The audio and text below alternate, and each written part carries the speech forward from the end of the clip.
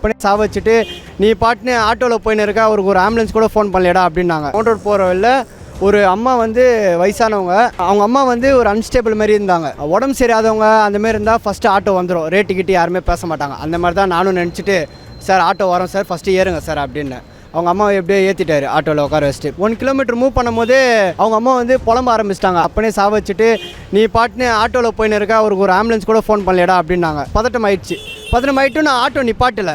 சரி இவங்க சொல்கிறது உண்மையாக இருக்குமா, ஃபஸ்ட்டு இவங்களே அன்ஸ்டேபிள் மாதிரி தான் நம்ம நினச்சி ஏற்றணும், இவங்க சொல்கிறது நம்ம எப்படி நம்ப முடியும். ஃப்ரெண்ட்லியாக பேச ஆரம்பித்தேன். ப்ரோ ஒன்றும் இல்லை ப்ரோ, நான் ஃபேமிலினா அப்பா பையனுக்குள்ளே சண்டை வரதா செய்யும். அவர் கொஞ்சம் ஓப்பன் டாக் பண்ண ஆரம்பிச்சிட்டாரு என்கிட்ட. அண்ணன் நம்பரோட வாங்கிட்டேன். அவங்க அண்ணனுக்கு ஃபஸ்ட்டு இன்ஃபார்ம் பண்ணுறதே நான் தான். அப்பாவுக்கும் பையனுக்கு ஏதோ சண்டை ஆயிடுச்சுன்றாங்க, எனக்கு என்ன விஷயம்னு புரியல, நீங்கள் ஃபஸ்ட்டு போயிட்டு அங்கே உண்மையாக இல்லையான்னு ஃபஸ்ட்டு போய் பாருங்கள் அப்படின்னு. ஆமாம் ப்ரோ பிரச்சனை ஆகிடுச்சு, அப்பா வந்து ரத்த வெள்ளத்தில் படுத்துட்டு இருக்காரு அப்படின்ட்டாரு.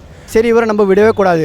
அவருக்கு அந்த விஷயம் தெரிஞ்சுன்னா அவர் பதறி என்ன பண்ணானா, ஆட்டோ நிப்பாட்டுங்க ப்ரோ 4-5 வாட்டி சொன்னார். ப்ரோ இந்த இடத்துல நிப்பாட்டக்கூடாது ப்ரோ, நிப்பாட்டினா எனக்கு ஃபைன் போட்டுருவான், 5000 ரூபாய் ஃபைன் போட்டுருவான். பெத்த அப்பனே சாவ வச்சனால அவர் இன்னொருத்தவங்களை ஏதாச்சும் பண்ணுறோன்னு எனக்கு ஒரு பயம் வந்தனால நான் உள்ளே போனோன்னே அங்கே டிராஃபிக் கண்ட்ரோல் தான் இருந்தாங்க. டிராஃபிக் கண்ட்ரோல் இருந்தால் கூட அவங்க வந்து இது என் டிபார்ட்மெண்ட் இல்லை அப்படின்னு அவங்க யாருமே சொல்லலை. நீ வா என்ன விஷயம் ஆயிடுச்சு அப்படின்னு சொல்லி அவரை வந்து பிடிச்சிட்டாங்க. அவங்க எல்லாருமே பிடிச்சிட்டு பட்டுன்னு டிஎஸ்பி சார் வந்துட்டார். அவங்க எல்லாருமே செம்ம ஒத்துழைச்சாங்க. நான் உண்மையாக சொல்கிறேன், என் லைஃப்பில் D1 போலீஸை நான் மறக்க மாட்டேன்.